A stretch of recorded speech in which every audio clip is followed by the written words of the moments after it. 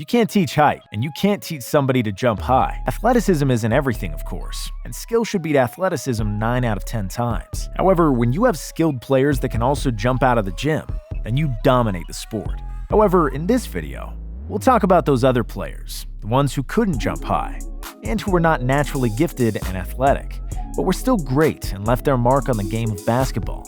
Here are the most well-known unathletic NBA players ever. Dirk Nowitzki. Did you know that Dirk means unathletic in German? It doesn't really, but I wouldn't be surprised if they change it because Dirk was so great and couldn't jump over a puddle of water. Dirk Nowitzki is one of the best players of all time, best European player ever, and the best white player ever, right after Larry Bird. He collected all of his accolades by the tremendous work ethic and weird exercises that taught him how to shoot from awkward angles. Together with his coach from Germany, whose name is hard to pronounce, Holger Geschwinde, he perfected one of the most unguardable shots ever, the one-legged fadeaway. Nowitzki struggled early on in the league, as he was overpowered and outrun by almost the entire league. He doubted that he belonged and considered coming back to Europe. However, after the somewhat disappointing rookie season, he began playing better. And soon, he started playing like the Dirk we know now. You know you're a great player when they stop saying your last name when only the first name is enough. Okay, it helps if you're the only Dirk who ever played in the NBA as well. But when you score 30,000 points and become the first European MVP ever, you deserve to be called whatever you want. Yao Ming. When you have a human being that makes Shaq look little, you know you're dealing with something extraordinary. And Yao is everything other than ordinary. His parents were encouraged to produce an offspring by the government, considering they were both extremely tall. Mom was 6'3", Dad 6'7". Yao was the result, and even though he was expected to be tall, nobody thought that he'd be 7'6". Yao came to America with much publicity, had a translator, and a bunch of Chinese reporters that followed him around like a rock star. Soon enough, Steve Francis taught him English, and Yao began adjusting to the American lifestyle and the NBA game, and made Charles Barkley kiss a donkey's posterior, and also became a damn good player.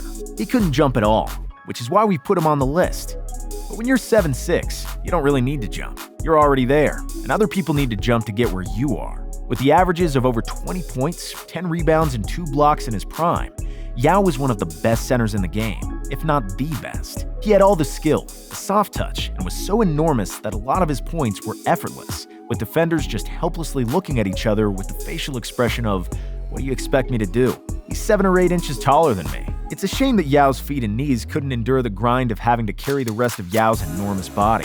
He was forced to retire because of that, and became a global ambassador for the game. It's safe to say that he's the biggest basketball ambassador in the history of the sport, literally. Tim Duncan. Tim Duncan is one of the most boring superstars in the history of the game. We mean that with endearment, too. His boringness was a quality that we appreciated because that's who he really was. Just like how we love Kawhi Leonard's boringness now, Duncan was unassuming about everything. Polite on the court, respectful in the interviews, dressed as an oversized plumber in his baggy jeans and plaid shirts. And his game was like that also. He never made unnecessary moves, never showed off, rarely made plays that ended up in the SportsCenter's top 10. His basketball was simple and fundamentally sound, yet extremely effective. That's why he earned the nickname, the Big Fundamental. Duncan did everything well, and there was not a weakness in his game. He played sturdy defense, with the ability to control the paint by himself. During his peak, San Antonio's guards and wings would just close the perimeter and let everybody in the paint because they knew Tim Duncan was lurking behind, ready to swat away everything that came his way. On offense, Duncan was a monster on the low block and had a plethora of different ways in which he could score. His signature shot was the bank shot, which he used to hit more regularly than any other player in history, even though he was deceptively quick and nimble in his prime.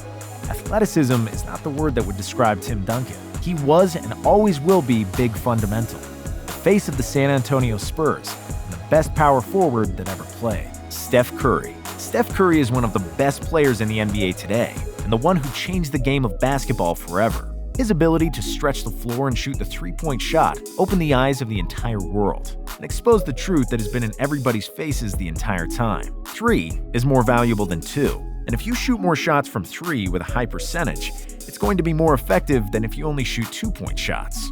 33% from 3 is worth as many points as 50% from 2. Simple math. However, before Steph and his splash brother Klay started splashing threes in everybody's face, nobody thought that you could win a title with 2 jump shooting guards as your best players.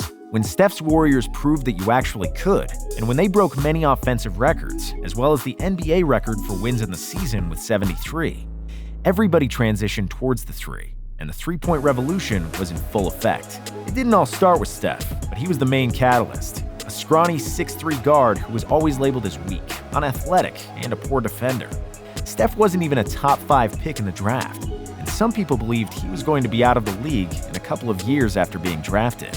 Oh boy, were they wrong. Steph is the best shooter of all time, with the uncanny ability to shoot and hit tough shots off the dribble, seemingly from everywhere on the court. He made 402 threes in his first MVP season, shattering the previous record by 116. And do you know the number of times Steph dunked the basketball in his career? 29. Just 29 times, which is mind-blowing. A player who is so dominant and so effective dunks only 2 to 3 times per year. And that happens when nobody's there to contest the shot, because Steph can barely get up there. And that's why he deservedly made this list. Larry Bird. The 1970s were a transitioning period for the NBA, with the departure of Bill Russell, who was the face of the league. The decade started with the emergence of Kareem, the first and last 2 championships for the Knicks, and then the big merger with the ABA, which brought in new players and franchises, most notably Julius Erving. However, the 70s also brought cocaine, bad contracts and poor ownership, and the overall misdirection of the league. The 1978 and 1979 NBA Finals were not even broadcasted live.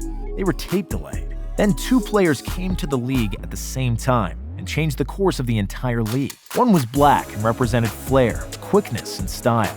The other one was white, not overly athletic, and represented hard work and skillfulness. You guessed it, we're talking about Magic Johnson and Larry Bird.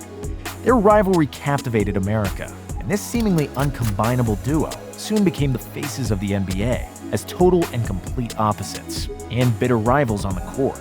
Magic won 5 titles in the 80s, Bird won 3, plus 3 MVPs in a row, which has only been accomplished by him and Bill Russell. There were great white players before Larry, but in a sport where fast-twitch muscle made the difference, there was none better than Bird. He was slower and couldn't jump as high as most players, especially in the latter stages of his career. If Tim Duncan looked like a plumber, Bird looked like a truck driver.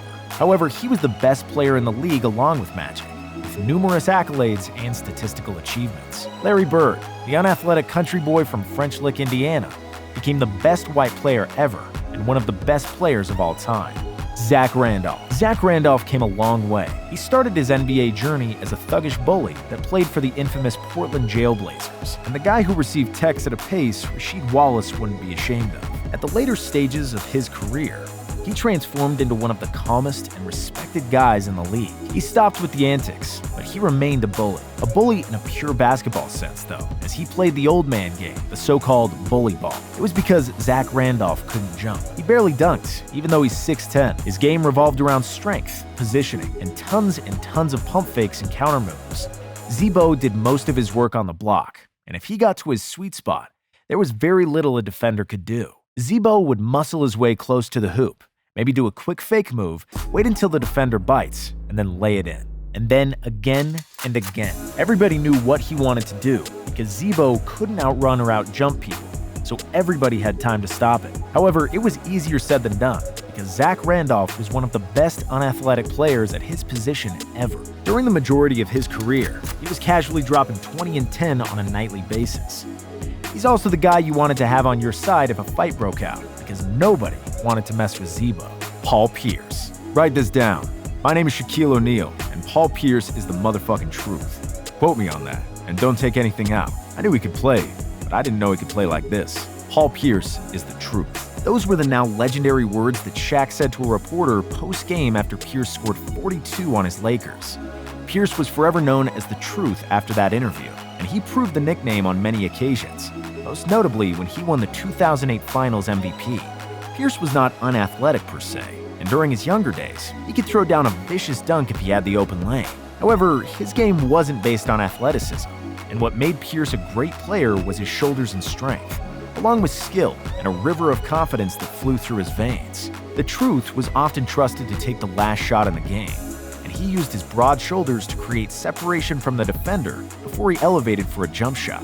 Because of his ability to create space, most often than not, these shots would go in, and Pierce is recognized as one of the most clutch players in his era, with many memorable performances. A future Hall of Famer, Paul Pierce averaged over 20 points per game for the majority of his career and made 10 All-Star teams, which is an excellent feat for a fairly unathletic guy.